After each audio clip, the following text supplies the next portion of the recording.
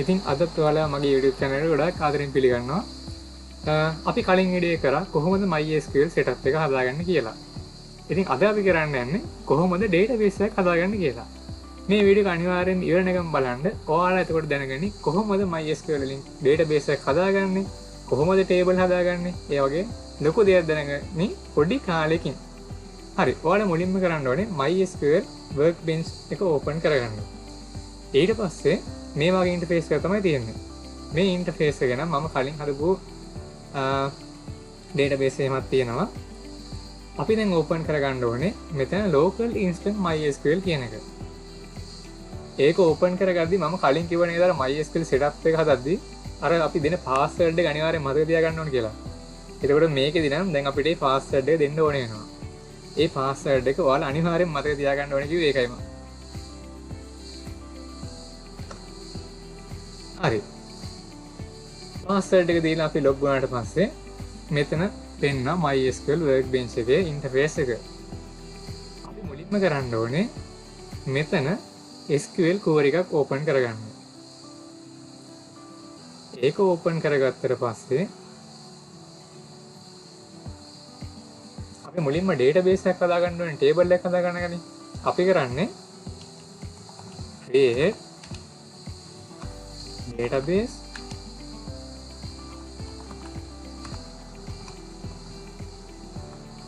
student system. මම මුලින්ම මෙහෙම database එකක් හදාගන්න student system කියලා. ඊට පස්සේ මෙතන ඔයාලට පේනව නේද අකුණක් වගේ එකක්. මම ඔයාලට තේරෙන සිංහලෙන් කියන්නේ මොකද මේක ගොඩක් කැම්පස් වල කට්ටිය බලනවා. ඉතින් එහෙම තේරෙන්න කියන්න ඕනේ. මෙතන මේ අකුණක් වගේ තියෙන්නේ. ඒක ක්ලික් කරගන්න මෙතන මේ create database student system කියන එක ක්ලික් කරලා. ඊට පස්සේ ඔයාලට මෙතන යටින් පෙන්නයි මේ කොළ පාට හරියට එක create database student system. ඒක එතකොට හැදිලා තියෙන්නේ. මෙතන කොළ පාට හරියක් කරන්න කියන්නේ හරි, ඒක හරි. එතකොට database එක හැදුනට පස්සේ මේ වම් අත පැත්තෙන් තමයි පෙන්වන්නේ database එක. දැන් core student system කියන database එක. මෙතන තියෙනවා නේද මේ refresh icon එක. එන්නේ refresh icon එක ක්ලික් කරන්න. අන්න හරි. දැක්කනේ. එතකොට පෙන්වනවා student system කියන database එක. දැන් ඔයාලට මේ database එක නම් මොකවත් පෙන්වන්නේ නැහැ. මොකද අපි table එකම හදලා නැති හින්දා. එතකොට මම ඔයාලට තව පෙන්වන්නම් error එකක් එන තැනක්. දැන් අපි මේ database එක හදලා අපි table එකක් හදන්න කලින් අපි කියන්න ඕනේ අපි මේ database එකේ තමයි මේ table ටික හදන්නේ කියලා. එතකොට අපි පාවිච්චි කරනවා use student system.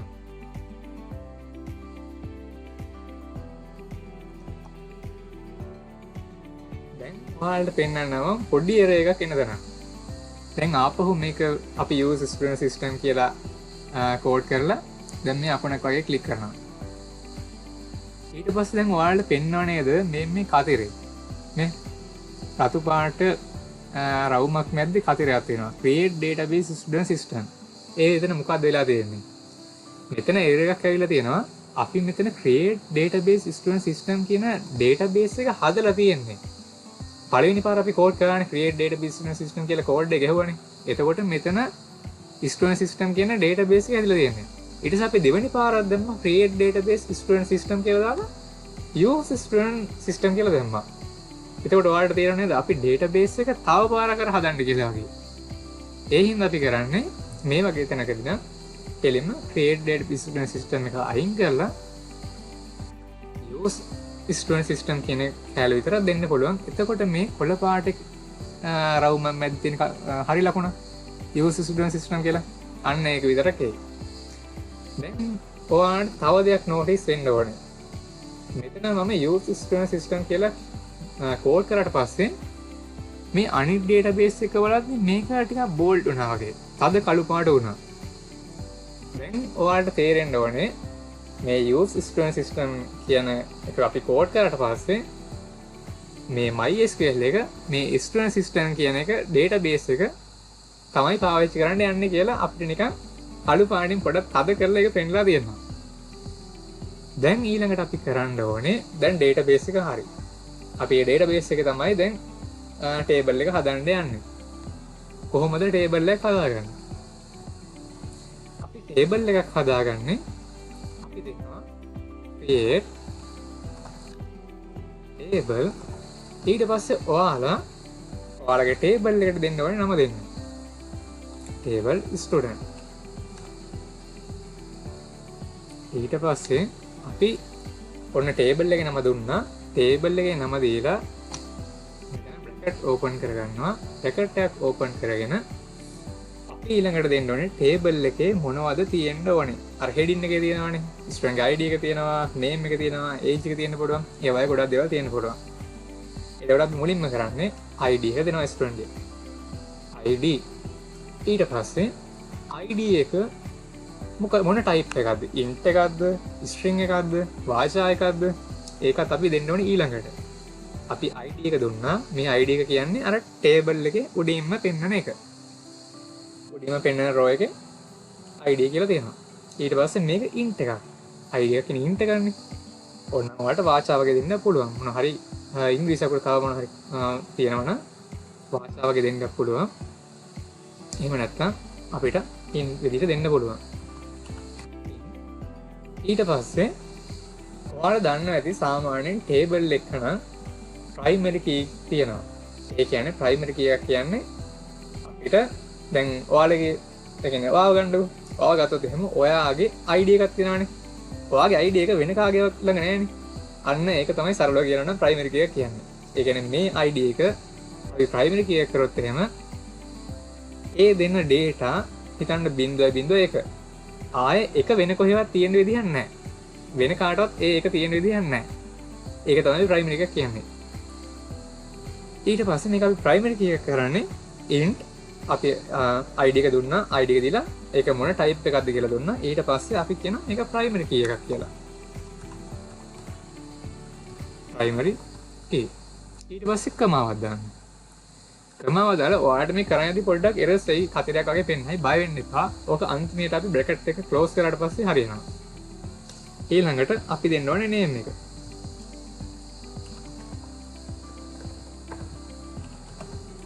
name එක මොන වගේ type එකක්ද? මේ name එක int වෙන විදියක් නැහැනේ. මම දෙනා name එකට වාචා.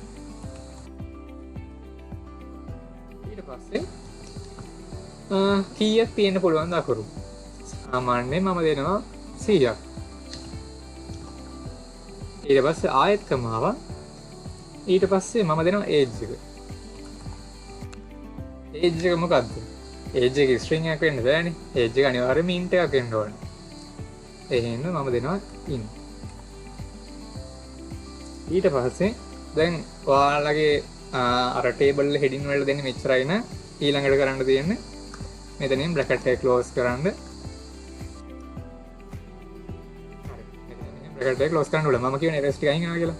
ඔයාලට තාම මොනවද දෙන්න තියනවා නම් එහෙම කමාද දා පල්ලෙට ගිහලා අන්තිම එකේදී කමාවක් දෙන්නේ නැහැ. අන්තිම එකේදී කරන්නේ bracket එක close කරන එක. bracket එක close කරලා semicolon එක දාන එක. හරිනේ. ඊට පස්සේ කලින් වගේම තමයි අර අකුණක් තියෙන්නේ. ඔන්න ඔය අකුණ ක්ලික් කරන්න.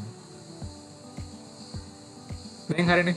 මෙතන යටින් පෙන්නනවා create table student ID name ඊට පස්සේ මෙතන තියෙනවා අනිවාර්යෙන් age කියලා තියෙනවා. එතකොට table එක create කරලා තියෙන්නේ. දැන් කලින් ප්‍රශ්නේම තමයි. කෝ table එක. අපි බලමු table එක කොහෙද කියලා.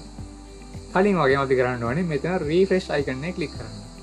එතකොට මේ tables කියන එක ඉස්සරහින් අර පොඩි ඊතලයක් වගේනවා. ඒ click කරාට පස්සේ මෙතන student කියලා table එකක් ඇදලා තියෙනවා. දැන් ඔයාලා table එක බලා ගන්න එහෙම වුණා නම් මේ student කියන එකේ I නෙම තියෙනවා පොඩි කොටුවක්. ඒ click කරන්න. ඒ click කරාට පස්සේ මේ තියෙනවා. ID එක තියෙනවා, name එක තියෙනවා, age එක තියෙනවා. ඔයාලගේ table එක හැදිලා තියෙනවා.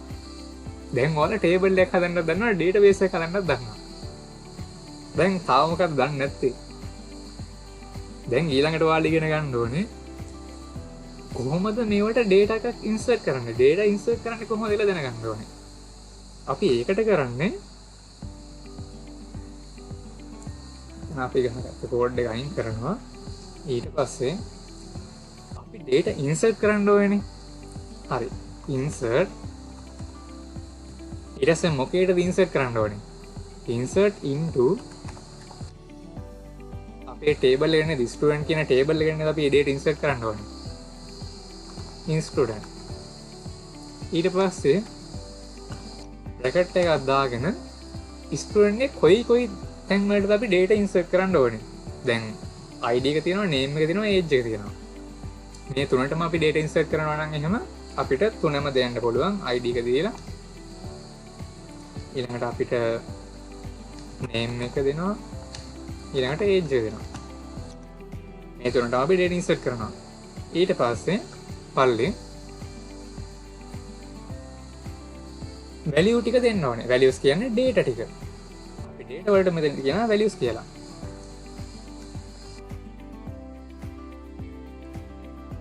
values ඊට පස්සේ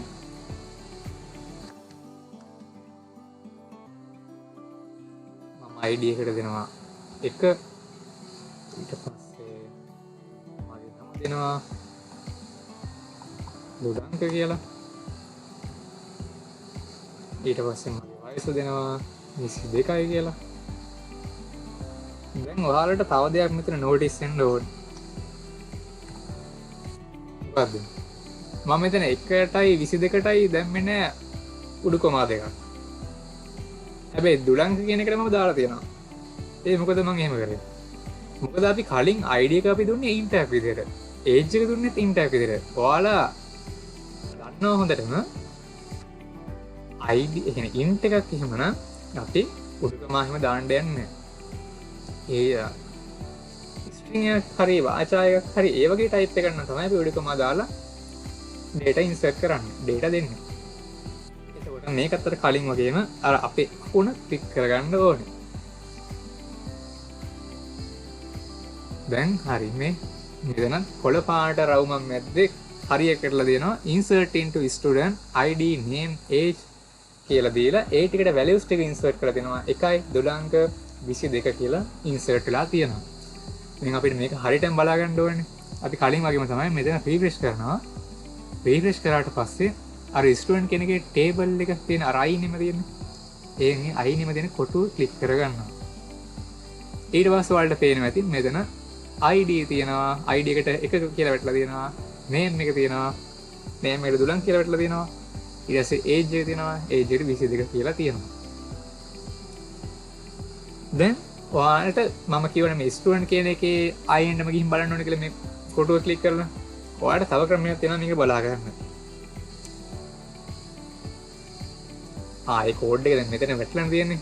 කවන්න මම කෝඩ් කරලා පෙන්නන්නම්. අපි කරන්නේ අපේ ටේබල් එකේ data ඔක්කොම බලා ගන්න ඕන නම් select මෙතන අපි තරුවක් දානවා. select තරුව දාන්නේ select all from කියන්නේ. select all from student. ඊට පස්සේ අර අපේ අකුණ ක්ලික් කරගන්නවා. එතකොට කලින් වගේ තමයි අර ටේබල් එක පෙන්වනවා. මෙහෙම තමයි අපි ටේබල් එකක් හදාගන්නේ ඩේටාබේස් එකක් හදාගන්නේ කෝඩ් කරලා. දැන් මම ඊළඟට කියලා දෙන්න කොහොමද මේ වර්ක් බෙන්ච් එකේ තියෙන පොඩි පොඩි අයිකන් වලින් කොහොමද ටේබල් එක ලේසියෙන්ම තව හදාගන්නේ කියලා. ඔයාලට කෝඩ් කරන්නේ කම්මැලි වගේ නම් එහෙම.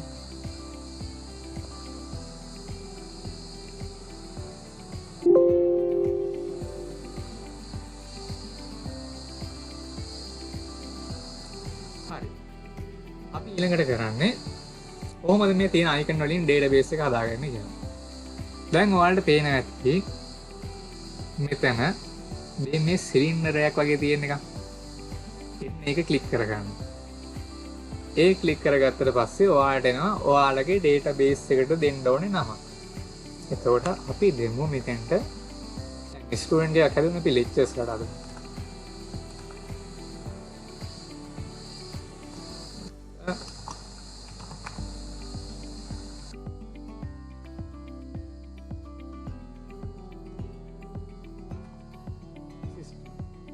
ඊට පස්සේ මෙතන ඇප්ලයි කරන්න.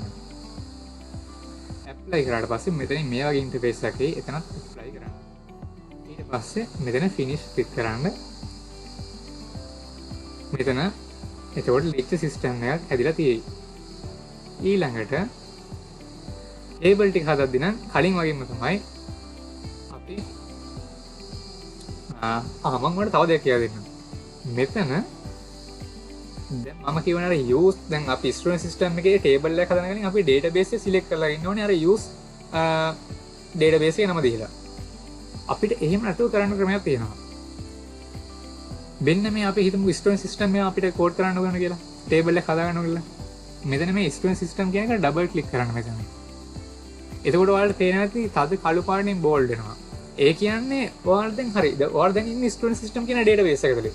දැන් ඔයාලට පුළුවන් database එක හදන්න අර use මේ database එකේ name එක දෙන්න නේද?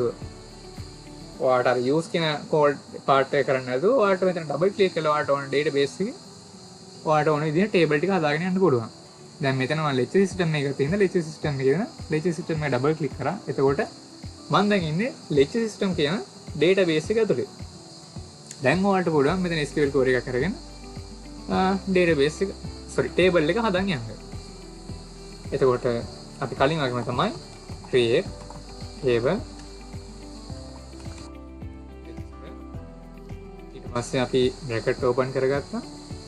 ඊට පස්සේ id එක දෙනවා. id එක අපි int එකක් විදිහට දෙනවා.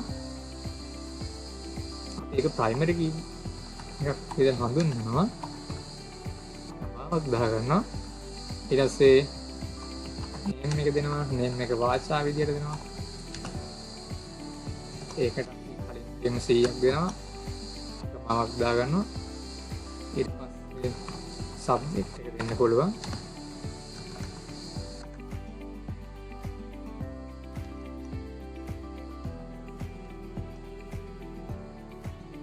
ඔයාලට මොනවා හරි තියෙනවා නම් ඒ දේවල් ඇඩ් කරගන්න පුළුවන්. දැන් මම කිව්වා අන්තිමට ඒ කියන්නේ ඔයාලට තාම මොනවද ඇඩ් කරන්න නැත්නම් bracket close කරා semicolon දෙන්න. අර අපේ අකුණ ක්ලික් කරගත්තා. හරි create table its id in අපි විදිහට දෙනවා name එක වාචා එකක් විදිහට දෙනවා subject එක වාචා එකක් විදිහට තියෙනවා. එතකොට අපේ table එක create වෙලා තියෙනවා. මෙතන refresh කරාම ඔයාලට පෙන්නයි table එකක් හැදිලා තියෙන්නේ. එතකොට code කරලා බලන්න හිටිය කියනවා.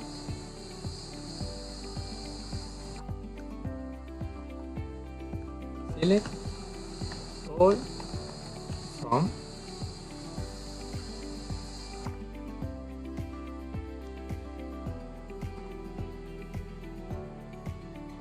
lecturer කියන table එකෙන් පිට යන්න පුළුවන්. දැන් ඔයාලට පෙන්නයි අපි හදාගත්ත table එක id name subject. ඊට පස්සේ අපි data insert කරනවා නම් අපි කරන්න තියෙන්නේ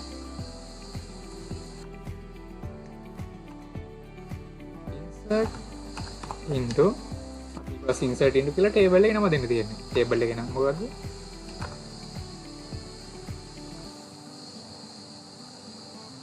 lecture කියලා ගන්න. id එක අපි දීලා තියෙනවා. name එක ඊට පස්සේ subject එකට අපි data insert කරන්න යන්නේ. ඊට පස්සේ values දෙනවා. values විදිහට අපි දෙන්නේ id එක නම් 0.2 name එක කලින් වගේ මන් තුලංග කියලා දෙනවා.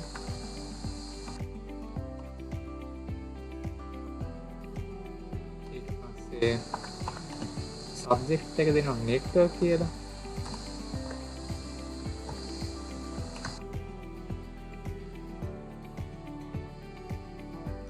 close කරනවා.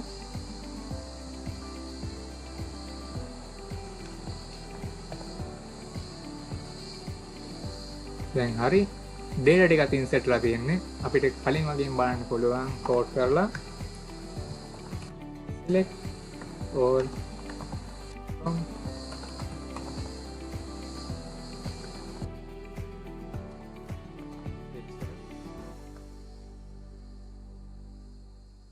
හරි ඔන්න data ටිකත් insert ලා තියෙනවා. ඉතින් අද වීඩියෝ එකෙන් අපි කතා කරා කොහොමද database එකක් හදාගන්නේ, කොහොමද table එකක් හදාගන්නේ. ඒවයි ගොඩක් දේවල් සරලව කතා කරා. කලින් වීඩියෝ වලදී අපි කතා කරා මොකක්ද database management system එක කියන්නේ, මොකක්ද database එකක් කියන්නේ, එතකොට කොහොමද MySQL setup එක install කරගන්නේ. ඒවයි ගොඩක් දේවල් ගැන කතා කරලා තියෙනවා. ඒ වීඩියෝත් අනිවාර්යයෙන්ම බලන්න. මේ වීඩියෝ එක තේරුණා නම් අනිවාර්යෙන් සබ් කරන්න, ලයික් කරන්න, ඔයාලගේ යාළුවෝ ඉන්නවනම් ෂෙයා කරන්න, තව ඔයාලා දන්න තී දෙයක් තියෙනවා නම් කමෙන්ට් කරන්න, මම ඒවට රිප්ලයි කරන්න. ඉතින් අද වීඩියෝ එක මෙතනින් ඉවර වෙනවා. ඔයාලා හැමෝටම ගොඩාක් ස්තුතියි.